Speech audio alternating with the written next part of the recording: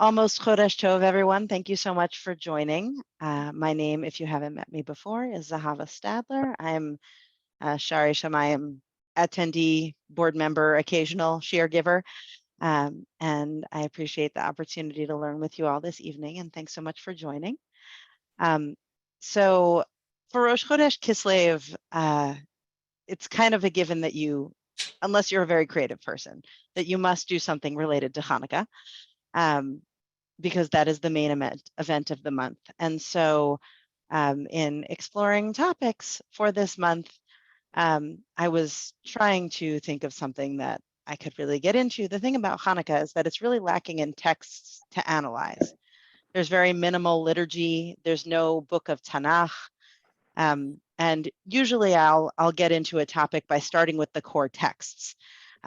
But since we're a little bit lacking in core texts, I was casting about for ideas with friends until someone said to me, well, Hanukkah is really about miracles, isn't it? Which was the simple and beautiful idea that I had been missing all along. So the topic for this evening is what miracle is worth celebrating. So what I'm going to do is, first of all, drop a link to the source sheet in the chat, and then I will screen share. So this way, if anybody wants to follow along on their own, hopefully the link that I just put in the chat will enable you to do so, let you scroll at your own pace if you'd like. And I will also, apparently I stopped the recording by accident, but I've started it again. Apologies. Okay, so I'm going to share my screen and get going. So, as I said, tonight the topic is what miracle is worth celebrating. And before I begin, I want to acknowledge that there are many shiurim out there that are about the miracles of Hanukkah and miracles in general that were helpful in shaping my thinking. So I'm indebted especially to two different shiurim by Rabbi Yitzchak Blau and another by Rabbi Ami Silver for pointing me towards some of the sources that we'll discuss tonight, which I hope I've put together in an original way. So when we light Hanukkah candles, we're celebrating miracles. And I feel pretty confident in saying that because we say about miracles. She's early for Hanukkah and she's talking about miracles. If I could ask everyone to please mute themselves as they're listening. You can mute, as the host, you can mute everybody. I'm aware, but I'm trying to do quite a few things at once here. Go to the bottom of participants and you'll have that option.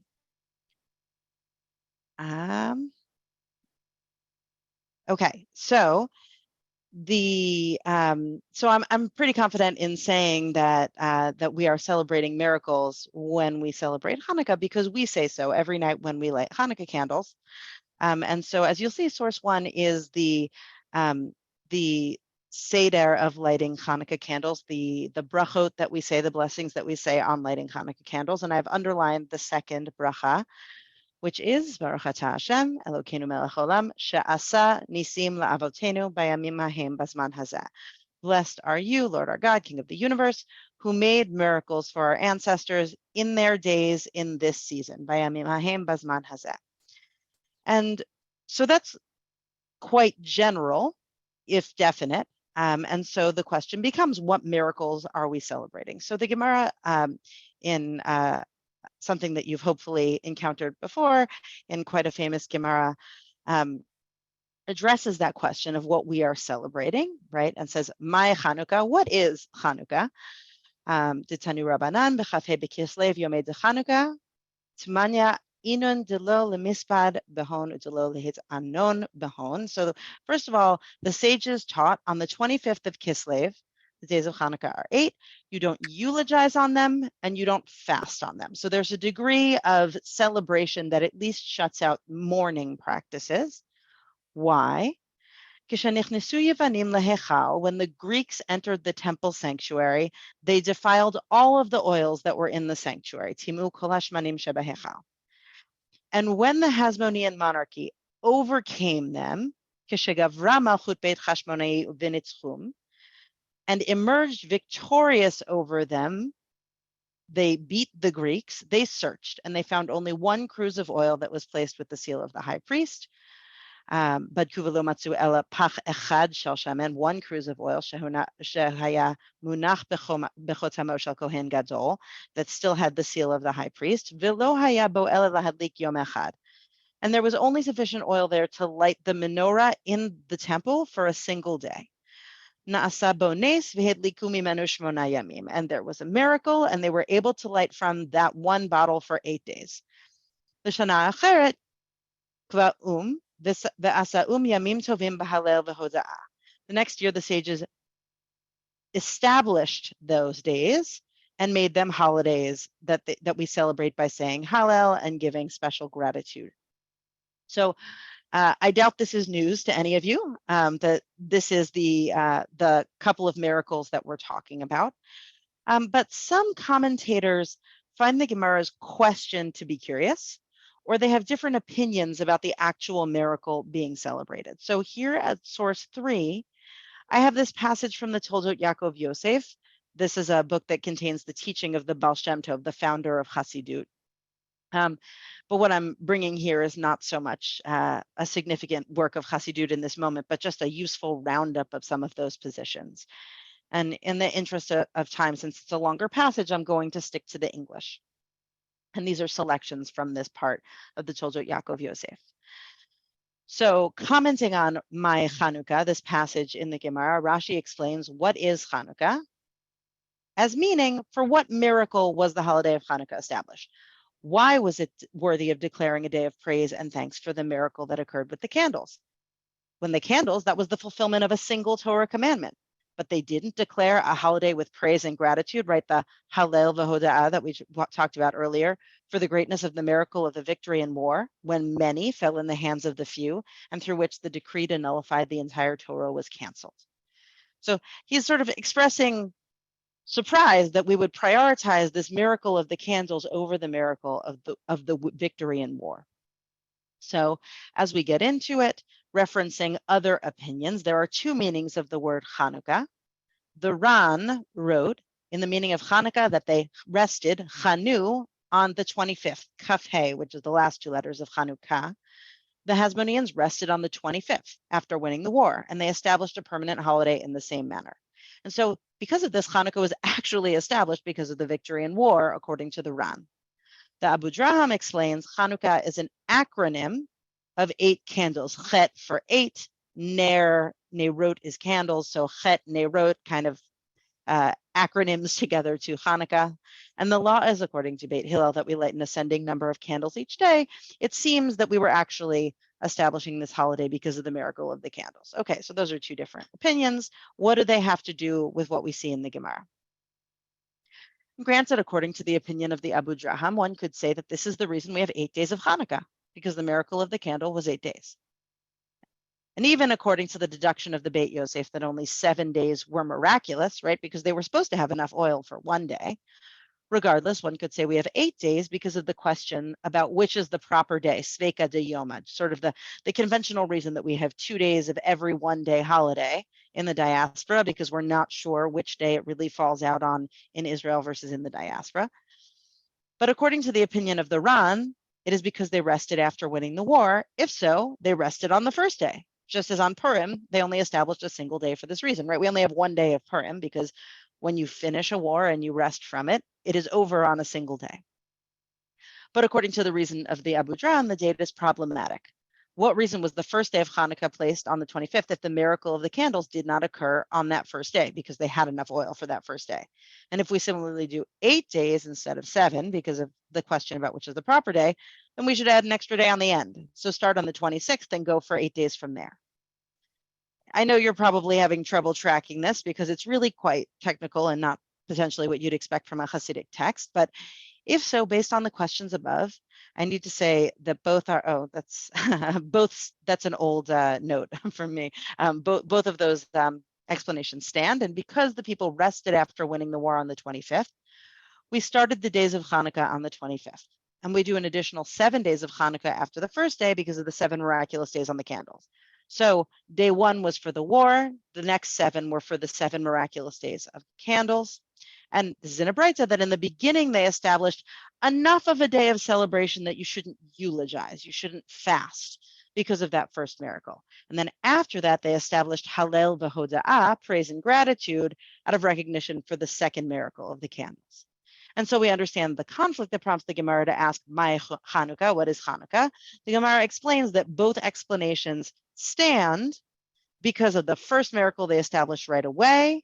And after that, when the miracle of the candles occurred, they established the other 7 days of praise and gratitude. Okay. Frankly, okay, this was a lot of parsing of opinions. We had the Beit Yosef and the Ran and the Abu Draham and the difficulty raised by Rashi in the beginning. And I found this parsing of the opinions helpful, but not actually that interesting on its own, because it resolves this timing dilemma of why 8 days, why these 8 days, but it doesn't really tell us anything new about the meaning of what we're celebrating. So I came across this interesting passage from the Maharal of Prague that gave me a different perspective on what the Gemara might have been trying to emphasize by highlighting the miracle of the candles while only sort of alluding to the military victory. So, Kishenichnesu Yevanim lahechal is a line from the Gemara, right? When the Greeks entered the sanctuary, and again, I'm sticking to the English, but it's all here. If you were to say, was it really for the miracle that was done for the lighting, which was just to allow the performance of the mitzvah of lighting that they established Hanukkah? And all miracles that necessitate Hallel v'hoda'ah, gratitude and praise, are because of being saved, not because a miracle was done to allow the performance of a mitzvah. And the proof is from the fact that when we say Al Hanisim, right, the special addition that we say during the Amidah and during benching, there's no mention of the miracle of candles at all.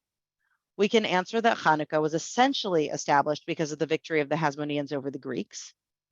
However, it was not obvious that this victory was a miracle from God as opposed to the result of their own strength and power.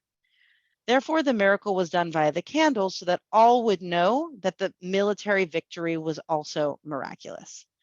So the Maharal's position is that fundamentally the military victory is the real reason, or at least a sufficient reason for a holiday. And that this is the kind of holiday we usually have, being saved from some kind of existential threat. And therefore, it's a better reason than the miracle of the oil, which is associated with just a single mitzvah. But he says any victory, any military victory, even an unlikely military victory, can be credited to strength or strategy. It's not automatically seen as transcending nature into the realm of miracle. The Maharal is essentially saying that the miracle of the oil was intended not just as a miracle in itself, but as a sign that the entirety of the story of Hanukkah should be understood as miraculous. And the Gemara focuses our attention on that miracle, so there is no mistaking that we should be placing our gratitude for the entire story in God. So in a sense, the entire miracle of the oil, according to the Maharal, is a redirection from people who might be inclined to doubt or question or minimize the role of God. I should say, by the way, as I said earlier, I put the link to the source sheet in the chat. I'll put it in again for anybody who's joined since. At the bottom of the source sheet, I have a section called Notes on Included Sources. I'll just show you here. So in case you're not familiar with somebody that I'm referencing, or I said it too quickly and you're wondering who it is I'm referencing or where or when they lived, you can always bring up the source sheet and scroll down to find for yourself, oh, the Maharal, oh, 16th century from Prague, okay. If I gloss over that a little too quickly, you can always find it down there. So the Meshech Chachma, who's Rav Meir Simcha HaKohen of Dvinsk, has a different perspective than the Maharal on whether the miracle of the war is really more worthy to celebrate than the miracle of the candles. So this is actually from his commentary on Parshat Bo when we're talking about the Exodus from Egypt, but we're sort of in a miracle theme when he's talking about it, and he brings in Hanukkah. So he says, all nations in their conventional religions, okay, that's my best attempt at translating Datotean Hanimusiot. If anybody has a better translation, let me know.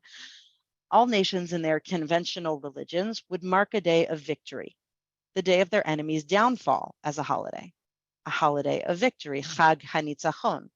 Not so in Israel, who do not rejoice about the downfall of their enemies and do not celebrate a holiday out of happiness about this.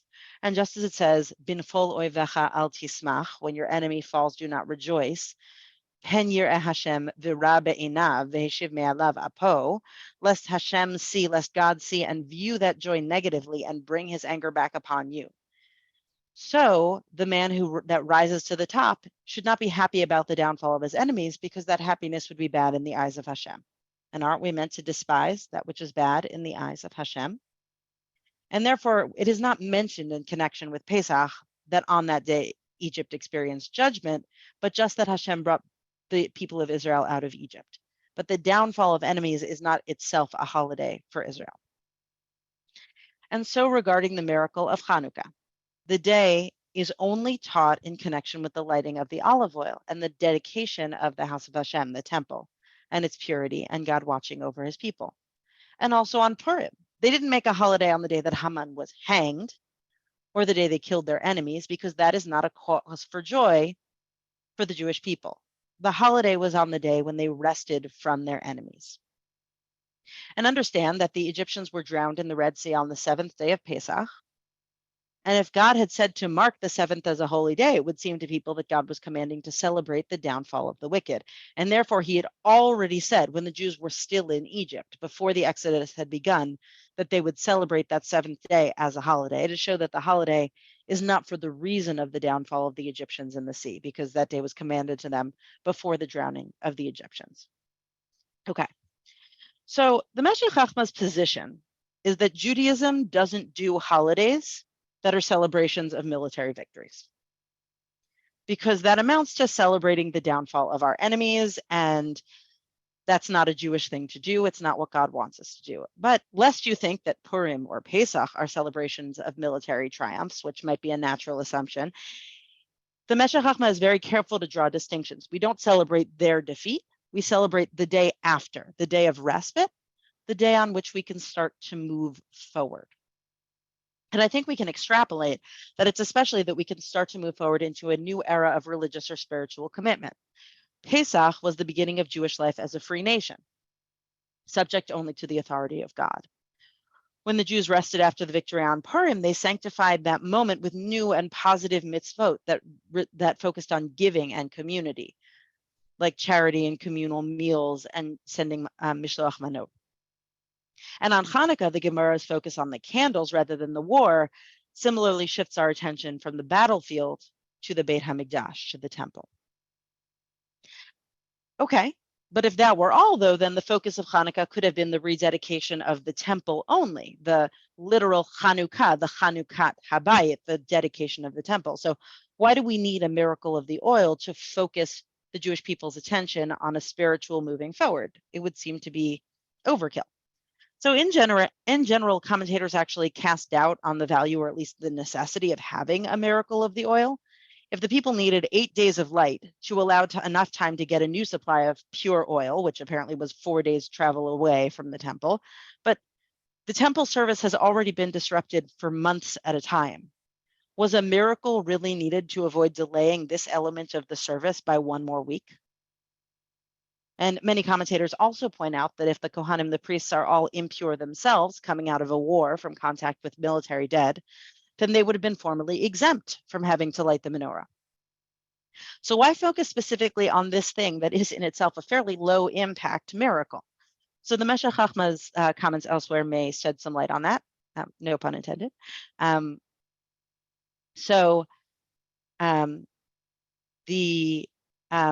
This is from the Meshech Chochmah's commentary on Parshat Ha'azinu near the end of the Torah. He says, the essence of the finite existence, mortality, is for God to treat the nation with divine oversight in a natural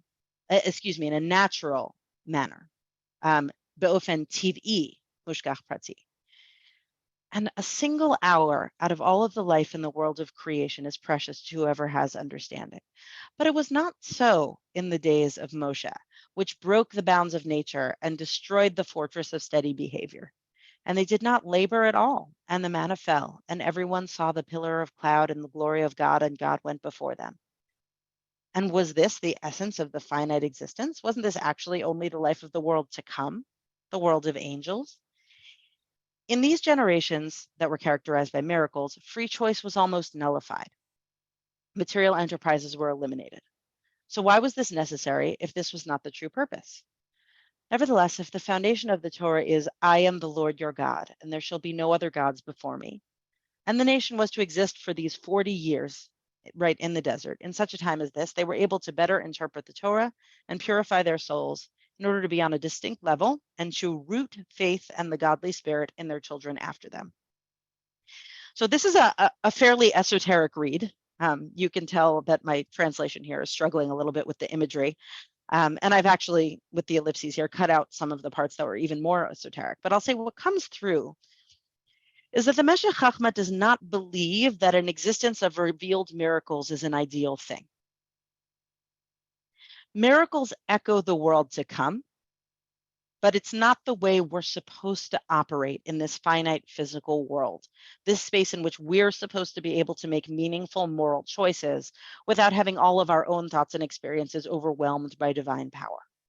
There are exceptions, though, first among them being the generation of Moshe that left Egypt and received the Torah, and they needed to forge a new way of being Israelites and forge a new relationship with God that would endure over the generations. And so their direct experience of the miraculous helped a new religious consciousness take root in the people.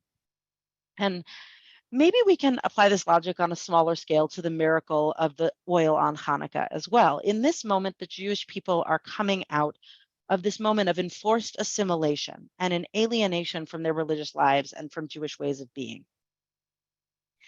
And they may need something that helps them reforge themselves as a people who can serve God openly and naturally. But as the Maharal said in the source we read above, the people might not necessarily have seen the victory in war as the kind of obvious and strengthening act of God that would be the miracle that would sort of bolster their faith, right? They could mistake the war for a fairly natural occurrence.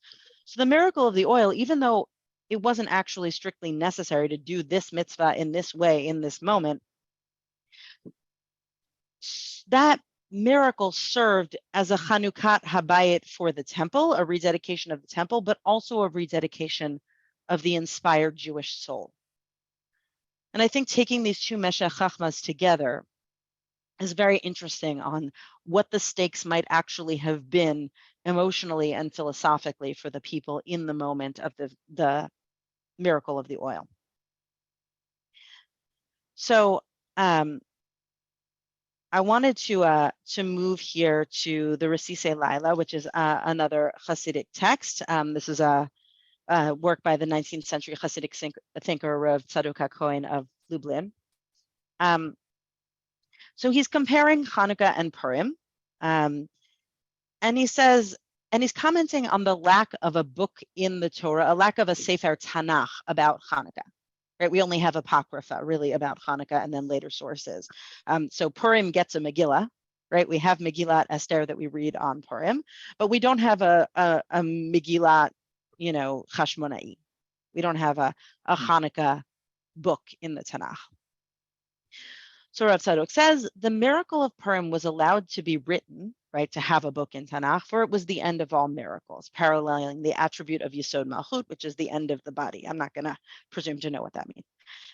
And it was a preparatory step for the miracle of Hanukkah, which is one of the only miracles, which is the only one of the miracles that were not allowed to be written, that was nevertheless established for all generations. Shenik be'u l'dorot, that they established a holiday for generations. This is because miracles that were not yet allowed to be written down have yet to be revealed in their full manifestation. Ein lahem hitgalut b'po'al hadayim, right? We don't have a full sense of them. It is impossible to establish every potential or ambiguous miracle for all generations. But the miracle of Hanukkah is the sum total of all of the miracles throughout the period of exile, which cannot be written down. And it was established eternally. And it is only through the light of a candle, which is the light of revealing the holiness of the Yesod, the foundation in the outermost realms in manifest reality that also shines its light inward into all manners of confusion. And once this became clear through means other than written words in the Torah, it continues to be revealed through the specifics of all the myriad forces throughout the entire duration of exile. And this is only through the words of Torah and its commandments because ner mitzvah v'torah or, this is a verse in Proverbs in Mishlei, the Torah is a candle, the commandment is a candle and the Torah is a light, that they shehem me'irim la'adam, that they provide illumination for humankind. And this was the kind of salvation of Hanukkah, that they were able to engage in Torah and fulfill its commandments. Okay, so talk about esoteric. I tend to shy away personally from openly Kabbalistic texts, mostly because I don't have the learning to understand them well. But I do think that there's something really interesting to glean here for our purposes. So Rav Tzadok Cohen points out that the miracle of Hanukkah is the only miracle that takes place after the period of Tanakh that nonetheless gets a permanent commemoration or holiday in practice. In general, he says, the miracles that have not been written down, the ones that are not in Tanakh, have yet to be fully revealed. They have yet to be fully explained and understood. So we don't mark them in the same way we do conventional Jewish holidays. But Hanukkah is an exception because the literal light of Hanukkah, right, the literal candles, coming at a moment when learning Torah and observing mitzvot has been banned by an oppressive power, restores the symbolic light of Torah, kiner mitzvah v'torah, and gives the Jewish people that light and that revealed holiness to bring forward with them into all of the years of exile and all of the post-biblical era of less revealed understanding and more ambiguity and more apparent distance from God. So this unwritten miracle, right, this unwritten miracle that has no mention in Tanakh, this is the unwritten miracle that gives us the connection and strength for all of the years without clarity, all of the years of unwritten miracles. It's the start of a darker era, and we're going to need this light, the light of the menorah and the light of Torah that it represents. So I thought that this was actually a really powerful notion, right? That the earlier sources we looked at treated the lighting of the menorah as something minimal in a way. It was a single mitzvah among 613 possible mitzvot. Is it really worthy of a holiday being established in honor of a single commandment? Shouldn't we be celebrating national events like massive military victories or the rededication of the temple in an ongoing way, the restarting of service in a general way in the temple? But what the Risei Laila is saying here is that the literal light of the menorah and the way it echoes the symbolic light of Torah are coming together in this moment, and that the decision to establish this as a permanent holiday, despite the lack of Tanakh, despite the lack of text, is to say we are headed into an era when you have to try to see it. It's going to be ambiguous and it's going to be hard. As the Maharal was saying earlier, a regular military victory might not immediately jump out to you as a miracle. You need strengthening and you need a lesson in how to see miracles. And you need something that you can carry forward with you into that post-Tanakh era, into that post-prophetic era. So in that spirit, I wanted to turn to a final line of thought. Now that I'm seeing that we're only half an hour in, I'm wondering if I've been talking far too fast. So I hope that's not true. But so a final line of thought. I want to turn to what it means to mark miracles today. So you'll recall that when we started with the blessing that we say when we light Hanukkah candles. And we say, She'asa nisim la'avotenu bayamim hahem bazman hazeh. God who did miracles for our fathers in their days in this season, roughly speaking. So that bracha does not actually appear in this form in the Gemara at all. It shows up in the Rambam when we're talking about Purim, right? It shows up in later sources, but it doesn't actually show up in that form in the Gemara. But it is a variation on a form that we have in the Mishnah and the Gemara. So I wanted to look at that. So if you look at Masechet Brachot on page 54a, this is this is Babylonian Talmud. If you want more information about that, feel free to scroll down and you'll get a little bit of the history. So the Mishnah says, Haro'eh makom shena'asu bo nisim. One who sees a place where miracles occurred, shena'asu bo nisim li Yisrael, where miracles occurred on Israel's behalf, they should say, Baruch atah Hashem Elokeinu melech haolam, she'asa nisim la'avotenu b'makom hazeh.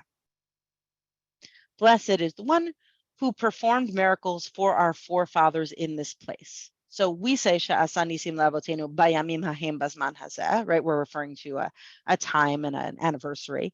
But the classical form of this bracha is actually from when you show up physically in the place of a miracle. And you say she'asa nisim la'avotenu, who performed miracles for our forefathers, b'makom hazeh, in this place. So the Gemara comments on this. So this I have separately as source 9. For a miracle that occurs dirabim, anisa dirabim mivarchinan. For a miracle that occurs for the multitudes, right, the whole nation, we recite a blessing. Anisa diyachid lo mivarchinan.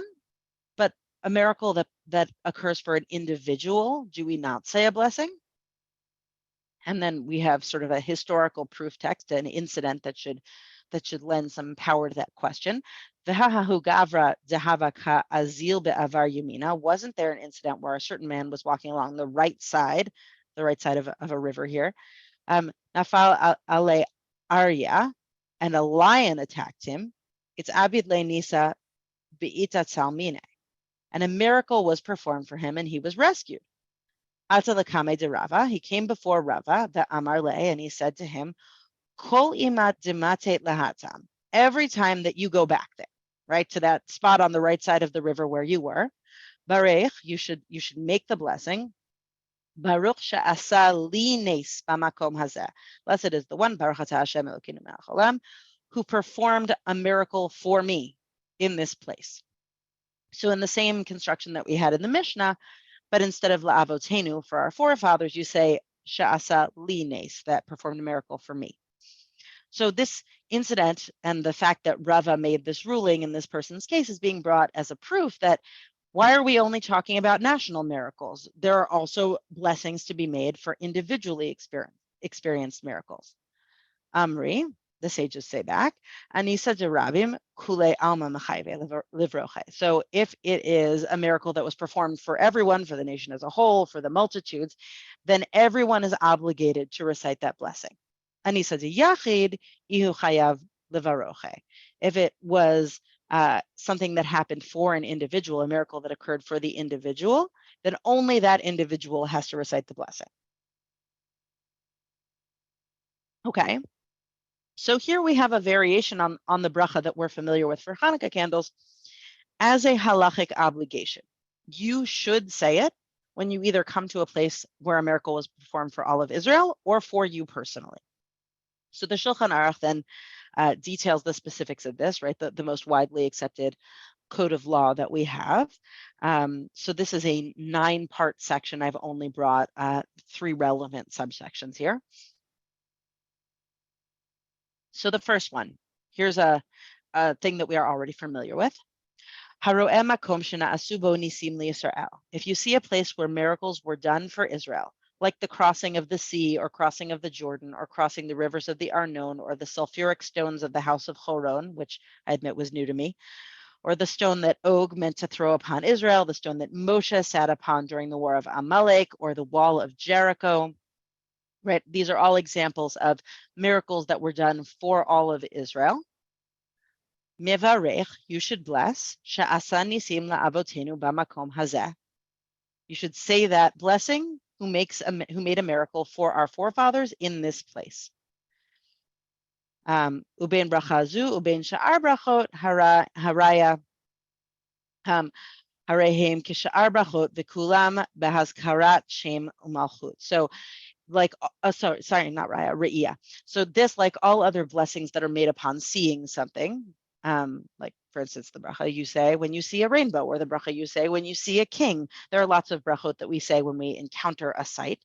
So just like all other brachot hara'iyah, right, the brachot that we say when we see something, you say behazkarat shem umalchut, the mention of God's name and kingship, which is sort of a term of art in this halachic literature. It means Baruch atah Hashem Elokeinu melech haolam, right? You say the names of God and you mention that God is the king of the world in the construct of the blessing. Okay, none of this should surprise us based on the Gemara we've already seen. Jumping ahead to subsection 4, Seif Dalid. Haro'eh makom shena'asa nes liyachid eino mevarech, aval hu atzmo mevarech she'asa li nes b'makom hazeh. So one who sees a place where a miracle happened for a single person does not make a blessing, but if it was for him, he blesses who made a miracle for me in this place. V'kol yotze yerecho gam ken mevarchin she'asa nes la'avi b'makom hazeh. And all of his personal descendants also say, who made a miracle for my father in this place. So this is a little bit of an extension of the logic of the Gemara, that if you come to a place where your individual line had a miracle done for them, that you can make this bracha. So I can imagine, for instance, let's say you were doing a personal heritage tour to a part of the world where you had ancestry, and you know, for instance, that your family was saved during the Holocaust, or hidden, or evaded capture during a pogrom or something like that. Unfortunately, Jewish families have no shortage of moments to reference in terms of personal salvation, that we ourselves maybe are not in this practice, but we could, in fact, say upon arriving at those places, Baruch atah Hashem Elokeinu melech haolam, she'asa nes le'avi, or me, or whoever the proper relative is, b'makom hazeh. Okay. Jumping ahead to Seif Tet, subsection 9. Yesh omrim she'eno mivarech al nes ela b'nes shehu yotzei miminhag ha'olam. There are those who say that one should only recite a blessing over such a miracle that defies the ways of the world, right? Is clearly supernatural. Aval nes shehu minhag ha'olam v'toldato kigon sheba'u ganavim balayla ubalidei sakana v'nitzol u'kiyotzei bezeh eno chayav livarech. However, for a miracle that is within the ways of the world, let's say robbers came by night and someone came to danger but was saved, and similar instances, one is not obligated to recite a blessing. V'yesh cholek, but there is a difference of opinion, right? There are arguments about this, about whether you're really supposed to make that bracha or not. V'tov livarech below hazkarat shem umalchut. So it is good to recite a blessing for that more natural seeming miracle, but without mentioning God's name and kingship, right? So without saying Baruch atah Hashem Elokeinu melech haolam, but you should just say something like Baruch she'asa nes li b'makom hazeh, right? You sort of skip the God's name part. So the author of the Shulchan Aruch is saying there's debate about how you should treat something that seems more natural, but because there's a debate about it, it's good to recite that blessing, but we don't make a formal bracha out of it. So, so the way the Shulchan Aruch breaks this down, we first have the principle of the Gemara with examples, right? If you're at a place where there was a national miracle, then you say it. It's a real formal bracha with shem umalchut, with God's name and references to kingship. If you're at a place where a miracle was done for an individual and that individual is you or your personal ancestor, then again, you say a real formal bracha. But if the miracle occurs in a more natural manner, not the splitting of the sea, but something a little more subtle, then the Shulchan Aruch says that this is a debatable point. And so while you're not strictly obligated to do it, it is a good thing to do some kind of informal bracha marking that miracle. So the thing is that there are a number of commentators who question the Shulchan Aruch's last prescription here, the idea that there is a difference of opinion. And this is where we get to where Rebecca is going with her comment in the chat that we say Birkat HaGomel after surviving a danger. So you're getting exactly where I'm going, or actually where the Magen Avraham is going. So he's commenting on this phrase in the Shulchan Aruch, V'yesh cholek, that there is debate about this point. V'lo matzati misha cholek. I did not find anyone who debated this point.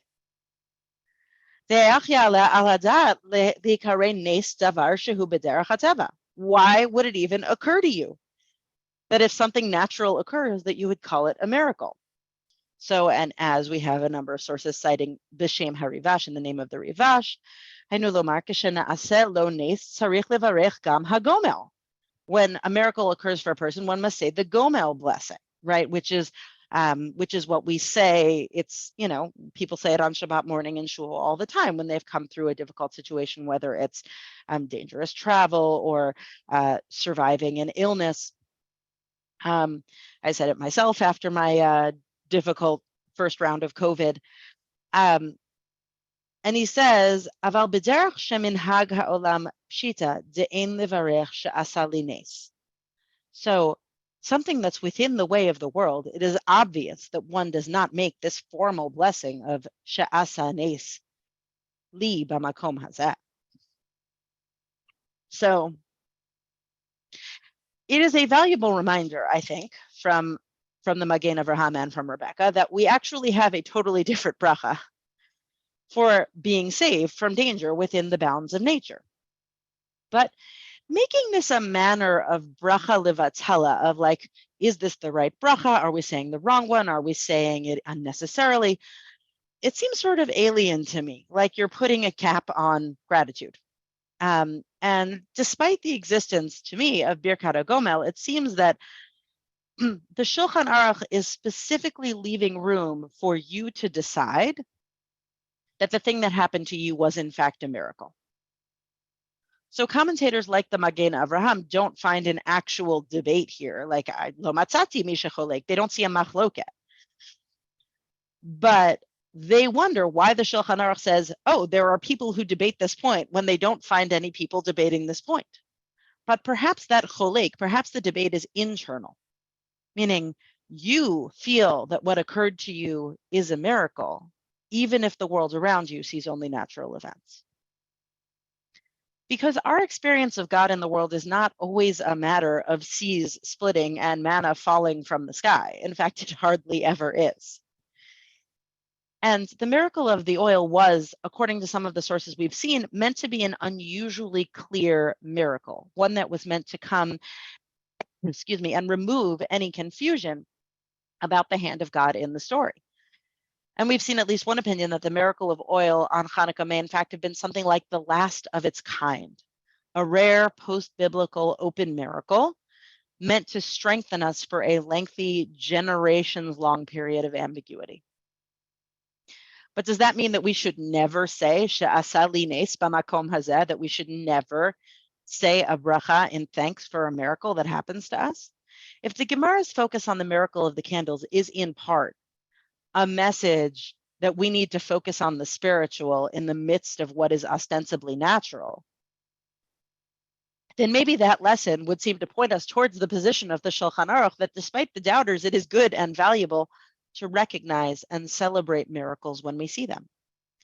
And perhaps that we should look for them specifically where they might be hiding. So that was a theme that jumped out to me from these sources that I appreciated as I was trying to explore the miracles of Hanukkah. So I want to pass along my brachot to you, that you are able to see miracles in both the Hanukkah story and in your own life, and that you are strengthened and enriched by all of them. And I want to wish you all a Chodesh Tov, and I'm happy to open the floor for discussion or questions if anybody wants to chime in or unmute themselves. Yeah, I mean, there's an interesting question in the chat. Would one need to ask their rabbi for confirmation of the miracleness from Tikva Hai in your own experience? And I think that there's a reason that even the Shulchan Aruch says, Tov divarech below hazkarat shemu malchut, right? The Shulchan Aruch is not out on such a technical limb here. What he's saying is, you should recognize that miracle without putting yourself in the territory of potentially saying a bracha levatala, or like saying a truly formal bracha for something that's questionable or might not be universally recognized. But he is saying you should still recognize it if you've experienced a natural miracle. So I think that if my extrapolation from the Shulchan Aruch is that probably he would not suggest that you ask a shaila about that, because you're not going to go out on the limb of using God's name in that moment, but that it is still something that is good for the individual to do on a personal basis.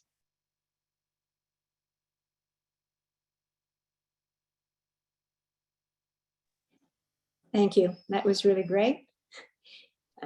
Very much appreciate. I think you speak for everybody. Really gave a nice insight. And from now, I will also add, I forgot that bracha on 54, A and B. And next time, I would say personally, we were hit by a piece of metal flying as we left Detroit. And every time I leave, I actually, when I hit that spot, I feel that way. And now I can formalize it and feel even stronger about it. So I have to say, I'll go on a limb and say I'm not worried about Shem Hashem, because I feel it every time I go there. I hit that spot. Yeah. That's great. I think, and transforming, I think, a place of fear into a place of recognizing a miracle, I think, can also be emotionally and psychologically powerful, that this is a tool to recast that for yourself, potentially, if that's something you want to embrace.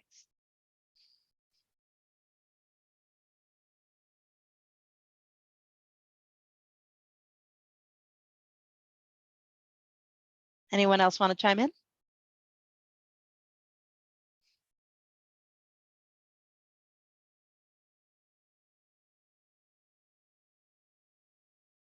Well, thank you so much for joining, everyone. Chodesh Tov, have a fabulous Kislev and a wonderful Hanukkah. And I am so glad to see you all, either by face or by name, and have a great night.